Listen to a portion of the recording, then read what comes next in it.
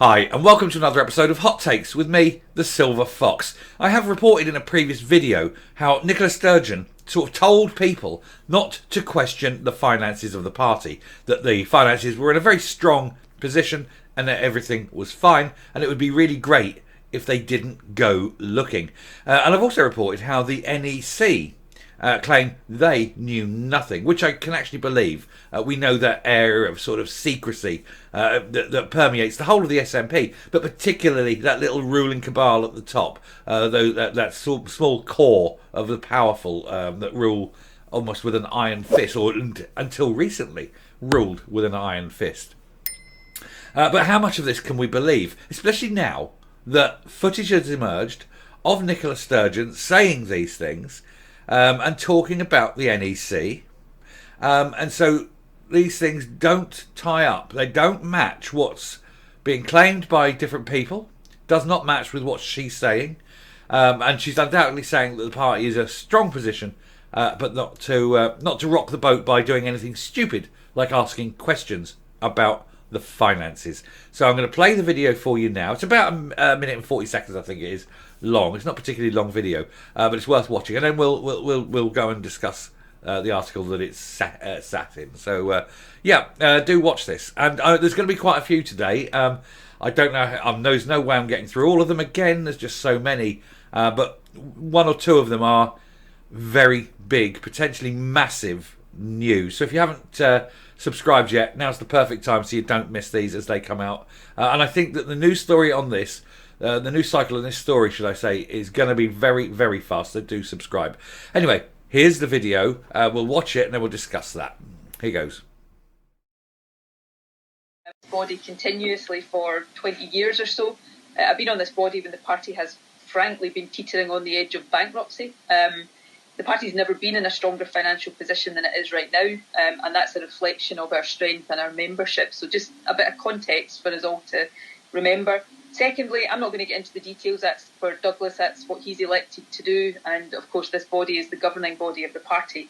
But, just be very careful, all of us, about suggestions that there are problems with the party's finances, because we depend on donors to donate. There are no reasons for people to be concerned about the party's finances, and all of us need to be careful about not suggesting that there is.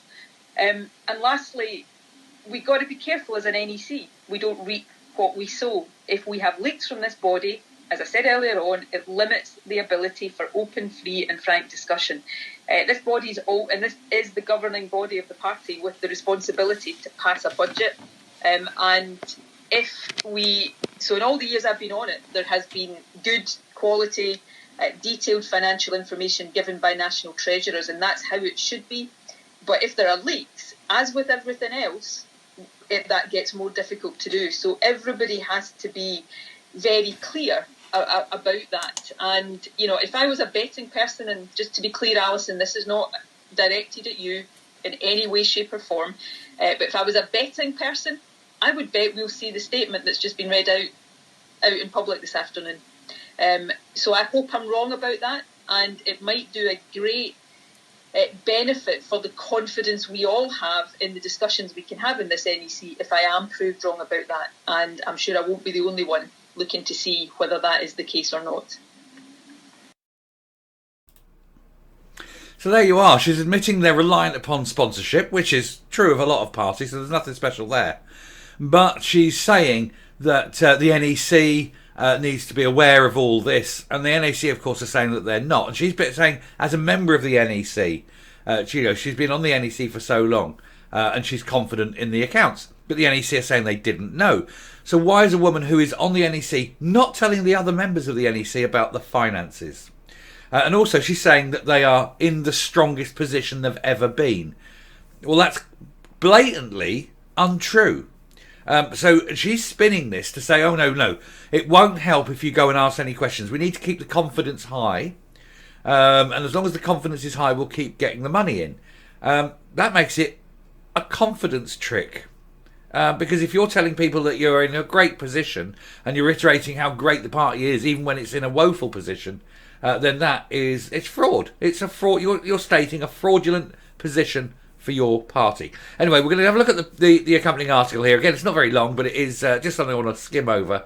It's only part of the ongoing sort of misery that's affecting the SNP. And boy, I think it's going to get a lot worse. And I don't mean a lot worse before it gets better. I just mean a lot worse. I don't see any better at the end of it. So we'll take a quick look at this article and just see the context of what it comes in. So, leaked video footage shows Nicola Sturgeon knocking back concerns about the SNP finances, and of course you've just seen that video. But she's warning her officials to be very careful about suggesting that there were any problems with the accounts. In other words, there are major problems with the accounts, but don't tell anyone. We need to maintain confidence that we know what we're doing, because if it turns out that we can't even control our own accounts, how will people trust us with running the country? So bombshell footage of Nicola Sturgeon furiously insisting SNP finances had never been stronger is published today. In a meeting of the party's ruling body in March 2021, the former First Minister warns her officials to be very careful about suggesting there was any problems with the accounts. And as we can also reveal, jewellery purchases are now being probed by police as part of a fraud investigation sparked weeks later by claims of misappropriated donations. Why does the SNP need jewellery? They're claiming that the minibus was part of the campaigning trail and getting people out when they have to go out into the Highlands and things. And no one believes that, but at least it's plausibly disbelievable. But I wait to see how they're going to spin the purchase of jewellery. Or is it just...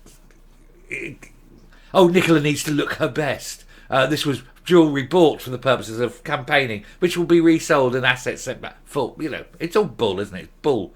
In the video, Sturgeon lashes out after 3 members of her Finance and Audit Committee resigned in protest because they were refused access to the books. She said the party has never been in a stronger financial position. Then why was she not prepared to show the books, to show how strong and how fiscally secure the party was? So immediately, ding dong, alarm bells, I'm not going into detail, she said, but just, be very careful about suggestions that there are problems with the party finances. Yeah, in other words, don't tell anyone how bad we are. We've got to maintain this illusion that we are not totally inept when it comes to finances, because otherwise, people will not, if they see how bad our finances are, they might start looking at how bad the finances of the country are, and they certainly don't want that. The angry statement came after Edinburgh former Lord Provost Frank Ross, Alison Graham and Cynthia Guthrie all resigned from the Finance and Audit Committee. Graham had just read out a statement voicing a catalogue of concerns over transparency and governance. We revealed police investigating fraud allegations in 2021, and in June that year, Murrell personally loaned the party £107,000. He just happened to find lying around in the back of the sofa, perhaps. Elected Treasurer Douglas Chapman also quit in protest at not being given the financial information to do the job. SNP MP Joanna Cherry, who also resigned from the NEC, said, "I have sat on a number of management boards and I have never seen business conducted in such an inadequate way as it is on the SNP NEC. Nor have I experienced the menacing atmosphere in which the business is conducted, except perhaps within the SNP Westminster Group. Probity in public life matters, but it was patently clear that there was no desire to put the management of the party or on anything approaching a normal footing." No, it isn't, because it's not a normal party. You've got to remember that this really is little more than an offshoot of the National Socialist Party, in Germany in the 30s. It's the same sort of overlying principle of power by intimidation and threat, of secrecy, of a ruling cabal, almost run like a cult. And it was the format, if you like, that the National Socialists in Germany used, and it's the format that the Scottish National Socialist Party uses as well. So it's no surprise, of course, that it's going completely tits up at this time. Another despairing senior nationalist said, "There's never been anything like it in the history of the national movement. Sturgeon and Murrell ran the SNP like their own personal fiefdom, along with a small inner circle of HQ enforcers." You've just got to think, think of, the bad guys of World War II, and that's how they're running it. He continued, anyone brave enough to voice even the mildest question about the finances was ruthlessly sidelined. Humza has now inherited a hollow crown with a party in complete meltdown. The NEC yesterday ordered a review of transparency and governance with external input, which could include forensic auditors. More on that later. I've got another video about that, so do keep watch on that. That'll come out today as well. An SNP spokesman said, today the SNP National Executive Committee agreed to a series of proposals to increase transparency in the SNP. It's only agreed a series of proposals. They've not actually done anything about it. Oh, we're announcing some proposals. Proposing to do something is not doing something. It's only when you action it and actually do something that people will even notice it. It is the case that the SNP accounts are published annually and are in order. I would suggest 6 monthly or quarterly accounts to be published going forward, just to offset any kind of suggestion that they're not all a massive bunch of fraudsters, crooks, embezzlers, corrupt, nasty narcissists.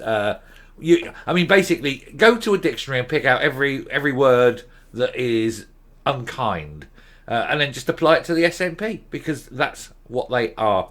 And they're not only dragging their own party down, of course, they're dragging the whole of Scotland down. And indeed, with the Westminster bunch, they're dragging the whole of the United Kingdom down.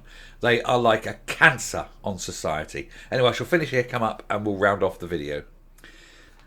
I think the time is up for the SNP. I think with everything that's happened, with all the revelations that have come out, and are yet to come out, are yet to be revealed, because I'm sure there is far, far more, that the party is effectively finished. Now, more on that later. As I say, I've got a video coming up about the auditors being applied and what's going alongside with that. But I've heard other rumours that are going through. We're going to do a couple of videos about that. So I don't think Nicola Sturgeon is off the hook, and especially with these claims of the jewellery, because if it's found that it was bought for her, she is going to have some very, very serious questions to answer down at the local Nick. Nick in the Nick, yeah. And I do foresee charges. I absolutely foresee that there will be charges laid sooner or later. And I think that if Murrell and Sturgeon do have these charges laid against them, I think they will open their mouths. They will drop every single other person they know who's involved in it in order to lessen the punishment they receive. You know, they'll do some kind of deal. But I would love to see those two, both of them, ending up in a jail cell, and hopefully in the same jail cell. Punishment itself would be, of course, the jail itself would be, of course, the punishment. But to put them both in the same cell, 24 hours a day, 7 days a week. I mean, that would just be cruelty, wouldn't it? That would be the true punishment. Anyway, I shall round off there. Thank you very much for watching. If you like what you're seeing here on the channel, please do hit that subscribe button, ring the bell, leave a like, leave a comment, please share the video. But particularly leave a comment and leave a like. They really help with the algorithm. And until next time, stay safe, stay well, don't buy jewellery with someone else's money, and goodbye.